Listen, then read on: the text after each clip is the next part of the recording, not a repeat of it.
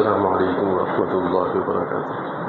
نحمده ونصلي على رسوله الكريم، اما بعد فاعوذ بالله من الشیطان الرجیم، بسم اللہ الرحمن الرحیم۔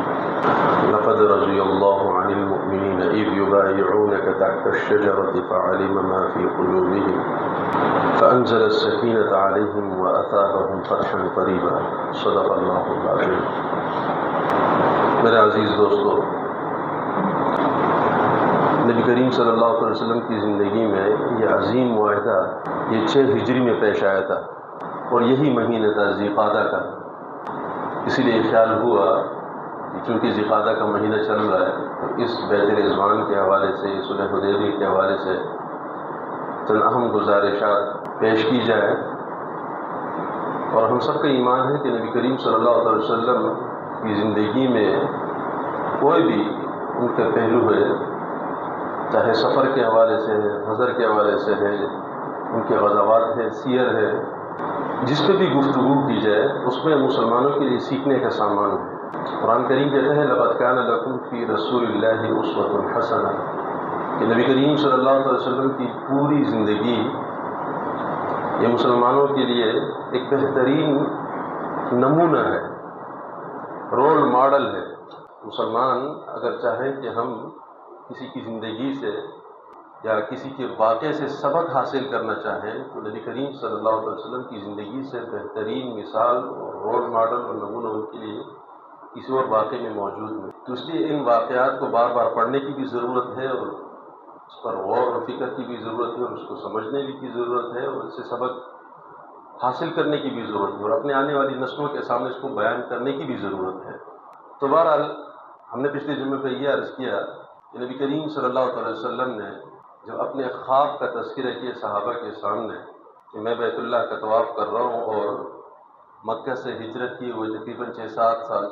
6 ہجری تھی، 6 سال گزر چکے تھے، اور آپ نے یہ خواب بیان کیا کہ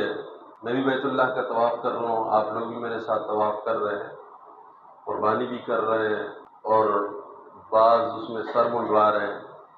بعض اس میں قصر کر رہے ہیں، سر کتروا رہے ہیں، بالوں کو کتروا رہے ہیں۔ یہ خواب جب بیان کیے تو صحابہ کے دل میں ایک جذبہ اٹھا، اور سب نے کہا کہ یا رسول اللہ، ہم تو بیت اللہ کا طواف کرنا چاہتے ہیں، ہمیں چاہیے کہ ہم عمرے کے لیے حاضر ہوں۔ تو نبی کریم صلی اللہ علیہ وسلم کے ساتھ تقریباً 1500 صحابہ تیار ہوئے، اور نبی کریم صلی اللہ علیہ وسلم نے مکے سے مدینے کے اکثر جو سفر تھا زیادہ وہ طے کر لیا تھا۔ تقریباً 450 کلومیٹر کا یہ فاصلہ ہے، اور یہ جو حدیبیہ کا مقام ہے، آج اس کو شمیسی کہتے ہیں، یہاں پر نبی کریم صلی اللہ علیہ وسلم کی اونٹنی قصوہ وہ ٹھہر گئی، وہ خود ٹھہر گئی، اس نے ایک قدم آگے نہیں بڑھایا۔ اور نبی کریم صلی اللہ علیہ وسلم نے اپنے صحابہ کو اعتماد میں لیے کہ بھئی یہ اونٹنی جو ہے اس کی ایک باغ میرے ہاتھ میں ہے تو دوسری باغ جو ہے اس کے اللہ کے ہاتھ میں ہے، یہ اپنی مرضی سے نہیں چلتی، جہاں ٹھہرتی تو اس کو ٹھہرایا جاتا ہے، اگر یہ ٹھہر گئی تو اس کو ٹھہرایا گیا، لہذا اب یہاں پہ پڑاؤ ڈالیں۔ بہرحال وہاں پر پھر نبی کریم صلی اللہ علیہ وسلم نے اپنے صحابہ کے سامنے کچھ گفتگو کی۔ آپ نے فرمایا کہ اگر بات شعائر اللہ کی ہے اور شاعر اللہ کی تعظیم کی ہے تو قریش اس پر جو بھی میرے ساتھ معاہدہ کرنا چاہیں میں اسے منظور کرنے کے لیے تیار ہوں، لیکن اگر وہ جنگ پہ آتے ہیں، جدل پہ آتے ہیں، تو ہماری تو حتی الامکان کوشش یہی کہ ہمارا مقصود تو عمرہ کرنا ہے، ہم تو کسی صورت جنگ جدل پہ نہیں آئیں گے، اگر وہ مجھ سے اس بات پر جنگ کریں گے تو ہم پھر اس پر سوچ سکتے ہیں۔ اب یہ کچھ گفتگو ہوئی، اور اس کے بعد وہاں بھی کچھ خبریں چلی گئی کہ بھئی صحابہ اتنی بڑی تعداد میں ادھر آئے ہوئے ہیں، اور ان کے بھی مذاکرات شروع ہوئے۔ نبی کریم صلی اللہ علیہ وسلم کو بھی پیغامات آئے کہ وہ بھی کچھ تیاریاں کر رہے ہیں، اس لیے نبی کریم صلی اللہ علیہ وسلم نے حضرت عثمان غنی رضی اللہ تعالیٰ عنہ کو اپنا نمائندہ بنا کر بھیجا کہ جا کر ان سے مذاکرات کرو، ان کو اعتماد ملے کہ ہمارا مقصد صرف اور صرف عمرہ کرنا ہے، ہم عمرہ کر کے چلے جائیں گے، اور ہمارا کوئی مقصد نہیں۔ حضرت عثمان رضی اللہ تعالیٰ عنہ نبی کریم صلی اللہ علیہ وسلم کے سفیر بن کر اندر جاتے ہیں۔ ابو سفیان جو ان کے لیڈر تھے ان سے براہ راست ملاقات ہوتی ہے، اور نبی کریم صلی اللہ علیہ وسلم کی ساری گزارشات ان کے سامنے رکھتے ہیں۔ ابھی مقصد صرف عمرہ کرنا ہے، عمرہ کر کے چلے جائیں گے۔ تو انہوں نے آگے کہا کہ بھائی اگر عمرہ کرنا ہے تو ہم آپ کو اجازت دے سکتے ہیں، لیکن محمد کو اور آپ کے جو ساتھی ہیں ان کو ہم اجازت نہیں دے سکتے۔ اس پر بڑا تاریخی جواب دیا ہے عثمان رضی اللہ تعالیٰ عنہ کہ محمد صلی اللہ علیہ وسلم کے بغیر جو ہمارے پیغمبر ہیں اور ہماری ساری محبتیں ان سے وابستہ ہیں، ہم تو ان کے نگرانی کے بغیر کوئی کام ہی نہیں کرتے، تو ہم کٹ سکتے ہیں لیکن محمد صلی اللہ علیہ وسلم کی مرضی کے بغیر کوئی کام نہیں کر سکتے، تو یہ عمرہ نہیں ہوگا اس طرح اگر نبی کریم صلی اللہ علیہ وسلم اس میں نہیں۔ اس پر وہ ناراض ہوئے، غصہ آیا ان کو، انہوں نے حضرت عثمان رضی اللہ تعالیٰ عنہ کو قید کر دیا۔ اب جب حضرت عثمان رضی اللہ تعالیٰ عنہ نے قید کیا، تاخیر ہوئی،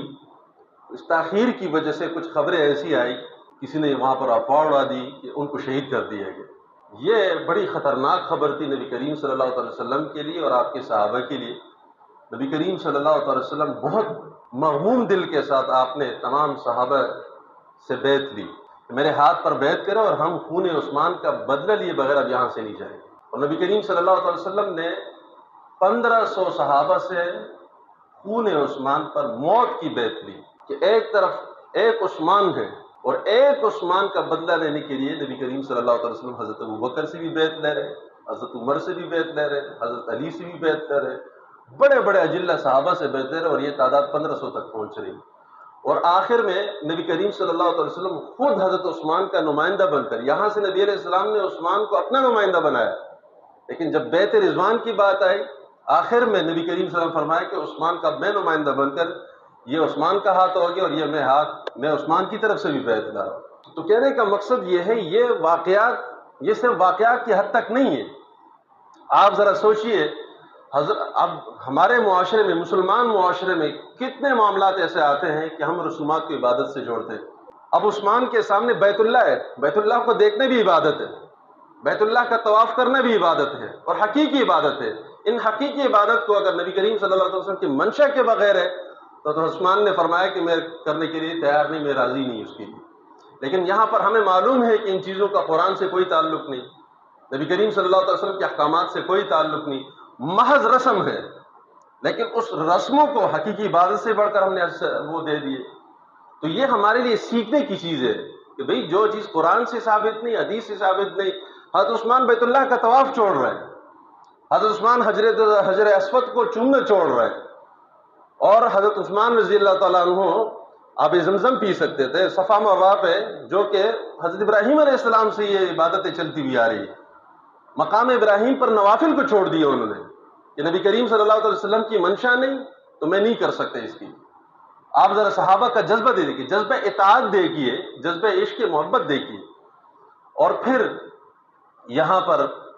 نبی کریم صلی اللہ علیہ وسلم حضرت عثمان رضی اللہ تعالیٰ عنہ، آپ ذرا دیکھیں نبی کریم صلی اللہ علیہ وسلم نمائندہ بن رہے حضرت عثمان کے، حضرت عثمان کی عظمتوں کے انبار لگ گئے ادھر، اور بھی ان کے ساتھ بہت سارے کریڈٹ ہیں، وہ ذو النورین ہیں، نبی کریم صلی اللہ علیہ وسلم کے ایک کے بعد دیگر 2 بیٹیاں ان کی عقد میں رہی ہیں، اور نبی علیہ السلام نے فرمایا کہ یہ ایسی شخصیت ہے کہ اور بھی اگر میری بیٹیاں ہوتی اور ایک کے بعد دیگر ضرورت ہوتی تو میں اور بیٹیاں بھی ان کی عقد میں دیتا۔ یہ ایسی باحیا شخصیت ہیں، ذو النورین کا لقب ملا۔ لیکن یہاں پر یہ اس ایک واقعے نے، نبی کریم صلی اللہ علیہ وسلم نے جب بیعت کی، اس ایک واقعے نے حضرت عثمان کے عظمتوں کے اور رفتوں کے انبار کھڑے کر دی۔ یہ سارے رفتیں آگے پھر لوگوں کے وہ اس کے سامنے ہیچ، ذرا تصور کیجئے۔ اور پھر یہ کہ نبی کریم صلی اللہ علیہ وسلم کو یہ خبر افواہ کے ذریعے پہنچی کہ افواہ کی حقیقت نہیں تھی، بعد میں پتہ چل گیا کہ بھئی جھوٹی خبر ہے۔ تو یہ معلوم ہوا کہ عالم الغیب ذات اللہ کی ہے، عالم الغیب کی صفت اللہ کی ہے۔ نبی کریم صلی اللہ علیہ وسلم کو وحی دیا گیا جو وحی کے ذریعے پہنچایا گیا، جو وحی کے ذریعے نہیں پہنچایا گیا تو وہ علم صرف اور صرف اللہ کو ہے۔ مختار کل ذات اللہ ہیں، عالم الغیب ذات اللہ ہیں۔ اگر علم غیب نبی کریم صلی اللہ علیہ وسلم کو ہوتا تو 1500 صحابہ سے بیعت لی جاتی۔ تو یہ وہ چیزیں جسے سمجھنے کی ضرورت ہے، جسے سیکھنے کی ضرورت ہے، اس پہ بحث و مباحثہ کرنے کی ضرورت ہے کوئی نہیں۔ تو بہرحال وہ جو معاہدہ بعد میں لکھا گیا، یہاں سے جب پتہ چلا کہ بھئی یہ بات جھوٹی ہے اور نبی کریم صلی اللہ علیہ وسلم نے 1500 صحابہ سے بیعت لیے، موت کی بیعت لیے، تو یہ خبریں اندر بھی پہنچ گئی۔ تو انہوں نے کہا کہ بھئی 1500 صحابہ سے موت کی اگر انہوں نے بیعت لے لیے اور انہوں نے مکے پہ اٹیک کر دیے، پہلے بھی 2 جنگوں میں مار کھا چکے، یہ تو ہمارا بیڑا غرق ہو جائے گا۔ اس لیے ان کی مشرکین کے آپس میں مشارکت اور مشاورت شروع ہو گئی۔ انہوں نے کہا کہ بھئی یہاں سے کوئی ذہین فہیم بندہ لے جائے، کوئی تیسری راہ لے کے جائے۔ مصالحت ہو، کوئی صلح ہو جائے، نہ ان کو آنا بھی اندر مناسب نہیں ہے، اگر یہ آ گئے تو اعتماد تو نہیں کرتے تھے، اور دوسرا یہ کہ کوئی جنگ کی صورت اگر ہوگی تو یہ بھی ہمارے لیے تیسری رائے یہ ہے کہ صلح کی کوئی راستہ، صلح کا راستہ نکالا جائے۔ تو اس کے لیے مختلف ان کی طرف سے نمائندے آئے، پہلے بدیل بن ورقا ہے، انہوں نے بڑی کوشش کی اور مختلف طریقوں سے نبی کریم صلی اللہ علیہ وسلم کے سامنے انہوں نے چیزیں رکھی کہ ابھی آپ چلے جائیں، ابھی ہم جنگ نہیں کرتے، ہم مصالحت کے لیے تیار ہیں۔ نبی کریم صلی اللہ علیہ وسلم نے فرمایا کہ مصالحت کے لیے ہم بھی تیار ہیں، اگر آپ کوئی صلح کرتے ہیں تو ٹھیک ہے، اگر آپ جنگ جدل کرتے ہیں ہم پھر جہاد کے لیے تیار ہیں۔ ناکام ہوئے، وہ چلے گئے۔ پھر اس کے بعد ایک اور عروہ بن مسعود کا نام آتے، بڑے ذہین اور فہیم آدمی تھے مشرکین کی طرف سے، وہ آیا اور مختلف طریقے سے نبی کریم صلی اللہ علیہ وسلم کو قائل کرنے کی کوشش کی۔ نبی نے فرمایا کہ بھائی دو ہی راستے، یا تو ہمیں عمرہ کرنے دو یا پھر یہ کہ ہمارے ساتھ مصالحت کریں۔ انہوں نے کہا کہ یا رسول اللہ، اگر آپ محمد کہتے تھے کہ محمد یا محمد اگر لڑائی ہوئی، جھگڑا ہوا تو آپ کے پاس تو مختلف قبائل ہیں، یہ تو چلے جائیں گے۔ حضرت ابوبکر صدیق رضی اللہ عنہ بڑے غصے ہوئے اور برجستگی سے ان کو کہا کہ بھئی آپ کیا سمجھتے ہیں، ہم محمد صلی اللہ علیہ وسلم کے ساتھ ہمارا کیا تعلق ہے، آپ کو اندازہ نہیں ہے ہمارے عشق اور محبت کا، ہم اپنی جان سے گزر جائیں گے، نبی کریم صلی اللہ علیہ وسلم کی شخصیت پر ہم آج نہیں آنے دیں گے۔ اب عروہ نے جب یہ ساری کیفیت دیکھی، انہوں نے کہا ایسے جانثار میں نے دنیا میں بڑے بادشاہ دیکھے، لیکن اس بادشاہ کا تو کمال ہی کچھ اور ہے، یہ صحابہ تو جان سے گزرنے کے لیے تیار ہے۔ بہرحال یہ اپنا سموں لے کر چلے گئے اور اندر ساری انہوں نے باتیں سنا دی کہ بھئی میں دیکھ کے آیا ہوں، ان صحابہ جو ان کے ساتھ ہیں، ان کی جانثاری، ان کی محبت اور ان کا ولولہ پیغمبر کے ساتھ، وہ تو ایسا ہے، وہ تو سر سے گزرنے کے لیے تیار ہے۔ آخر میں پھر سہیل بن عمر ان کو انہوں نے بھیجا۔ اب وہ جو شکیں تھیں انہوں نے آگے سامنے رکھی، اور اس میں پہلی شک یہ تھی کہ اس سال آپ عمرہ نہیں کریں گے، اگلے سال آپ عمرہ کریں گے اور اگلے سال 3 دن کے لیے آپ ٹھہریں گے، اور یہ کہ مکہ سے کوئی بھی شخص مسلمان بن کر آپ کے پاس آتا ہے تو آپ کو اجازت نہیں ہوگی کہ اس کو رکھیں، البتہ آپ کی طرف سے کوئی بندہ آتا ہے تو وہ ہم رکھ لیں گے۔ تو اس میں کچھ یہ جو شکیں تھی، خاص کر بندہ آنا اور آپ کو اجازت نہ ہونا اور ہمیں اجازت ہونا، یہ شکیں کچھ ایسی تھی جس پہ صحابہ کو تشویش تھی۔ صحابہ نے کھل کر کہا یا رسول اللہ، اگر مذاکرہ ہو، مذاکرات ہو تو برابری کی بنیاد پہ ہوتے ہیں، یہ تو برابری کی بنیاد نہیں ہوئی کہ ادھر سے کوئی بندہ آئے گا تو ہمیں اجازت ہوگی اپنے بندے کو اٹھا لیں گے، اور ہماری طرف سے کوئی بندہ ان کی طرف جائے گا تو ہمیں اجازت نہیں ہوگی، یہ تو ہمیں تسلیم نہیں ہے۔ نبی علیہ السلام نے فرمایا کہ کوئی بات نہیں، کوئی بات نہیں، صبر سے کام لیں اور تحمل سے کام لیں۔ اس معاہدے کے دوران ہی حضرت ابو جندل آتے ہیں۔ حضرت ابو جندل بہت تاریخی شخصیت ہے، اور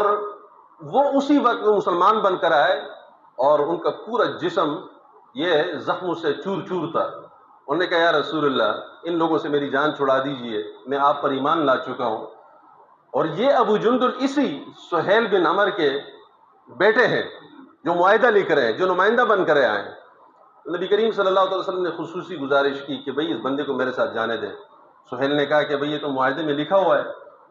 کہ بھئی ہمارا کوئی بھی بندہ آئے گا تو آپ نہیں رکھ سکتے۔ تو نبی علیہ السلام نے فرمایا معاہدے پہ دستخط کب ہوئے ہیں؟ دستخط تو ابھی نہیں ہوئے، جب دستخط نہیں ہوئے تو اس کو مجھے جانے دیں۔ انہوں نے کہا نہیں، یہ تو آپ کا پہلا امتحان ہے، سہیل نے کہا، اس معاہدے کو پابند کرنے کا آپ کا پہلا امتحان ہے،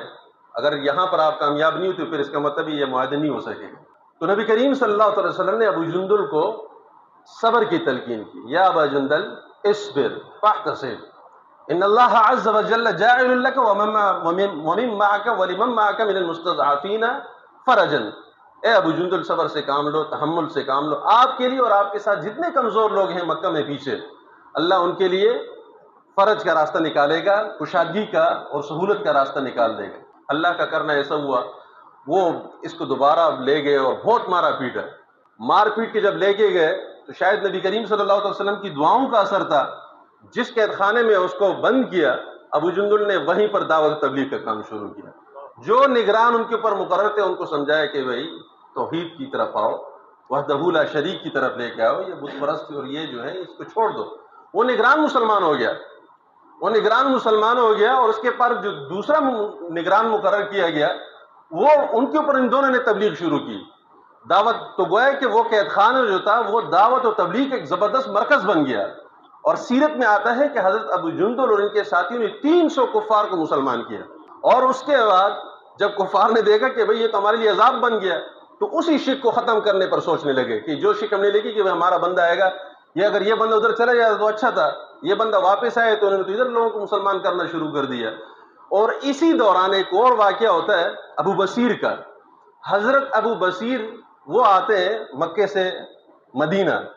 جب مکہ والوں کو پتہ چلتا ہے کہ یہاں پر ہمارا بندہ مدینہ چلا گیا ہے، تو انہوں نے اپنے 2 بندوں کو بھیجا، انہوں نے کہا یہ ابو بصیر جو ہے نا اس معاہدے کے شرط کے اوپر پورے نہیں آتے، ان کو ہمیں واپس دے دیں۔ جب ان کو واپس دیا اور نبی کریم صلی اللہ علیہ وسلم نے ان کے سامنے بھی یہی تلقین کی کہ ہم معاہدے کے پابند ہیں، لہذا ہمیں آپ کو دینا مجبوری ہے، آپ صبر سے کام لیں، اللہ تعالیٰ کوئی کشادگی کا راستہ نکالے گا۔ تو ابو بصیر نے جب دیکھا کہ وہاں بھی موت ہے، یہاں پر مدینہ بھی اس معاہدے کا پابند ہے، ابو بصیر نے ان دونوں مشرکین کو راستے میں قتل کر دیا۔ اب جب راستے میں قتل کر دیا تو انہوں نے کہا مدینہ بھی نہیں جا سکتے، مکے بھی نہیں جا سکتے، لہذا وہ سمندر کے کنارے چلے گئے۔ اب وہاں پر مکہ میں جس مسلمان کو پتہ چلتا ہے کہ ابو بصیر نے ڈیرا ڈالا ہوا ہے سمندر کے کنارے پر، تو ہر مسلمان وہاں سے آتے سیدھا وہاں پر ابو بصیر کے پاس ڈیرا ڈالتے اور وہاں پر پناہ لیتے۔ اب ایک ایک کر کے سارے وہاں پر ایک بہت بڑا قافلہ وہاں پہ بن گیا۔ اب یہاں سے مشرکین کا جو قافلہ گزرے، یہ ابو بصیر ان کے ساتھی ان پر حملہ کرے۔ اب مشرکین نے کہا کہ بھئی ہمارے لیے عذاب بن گیا، اب شام کے لیے ہمارا جو قافلہ آتا ہے یہ ان کے اوپر حملہ کر دیتے ہیں۔ تو انہوں نے نبی کریم صلی اللہ علیہ وسلم کے سامنے پیغام بھیجے کہ بھئی اس شرک کو نکال دو کہ ہمارا بندہ آئے گا اور ہم نہیں اس کو ہم خود ختم کرنے کے لیے تیار ہیں، یہ تو ہمارے لیے عذاب بن گیا، وہ بندے ادھر بیٹھے ہوئے ہیں اور ہمارے قافلوں کے اوپر حملہ کرتے ہیں۔ تو نبی کریم صلی اللہ علیہ وسلم نے کہا ٹھیک ہے آپ کی مرضی ہے، آپ نے یہ شرک ڈالا۔ اس شرک کو پھر ختم کیا گیا اور نبی کریم صلی اللہ علیہ وسلم نے ایک خط بھیجا ابو بصیر کے نام پر، اے ابو بصیر اب حالات بہتر ہو چکے ہیں، تم مدینے واپس آ جاؤ۔ اب وہ نامہ مبارک، خط مبارک نبی کریم صلی اللہ علیہ وسلم کا جب ابو بصیر کے ہاتھ میں جاتا ہے تو ان کی زندگی اور موت کے آخری مرحلے چل رہے تھے، زندگی اور موت کے کشمکش میں تھے۔ تو یہ خط لیتے ہیں ایسی چومتے اپنے آنکھوں پہ لگاتے، اپنی سینے سے لگاتے اور انا للہ و انا الیہ راجعون۔ تو عشق اور محبت کی ایک بہت بڑی داستان ابو بصیر کے اس واقعے سے یہاں پر تکمیل کو پہنچتی ہے۔ اللہ سے دعا ہے اللہ ہمیں نبی کریم صلی اللہ علیہ وسلم کی سیرت کو سمجھنے کی توفیق نصیب فرمائے، اپنے بچوں کو پڑھانے کی توفیق نصیب فرمائے، نبی کریم صلی اللہ علیہ وسلم کی سیرت کے جتنے گوشے ہیں اس پر غور کرنے کی، فکر کرنے کی اور تدبر کرنے کی توفیق نصیب فرمائے۔ وآخر دعوانا الحمد للہ رب العالمین۔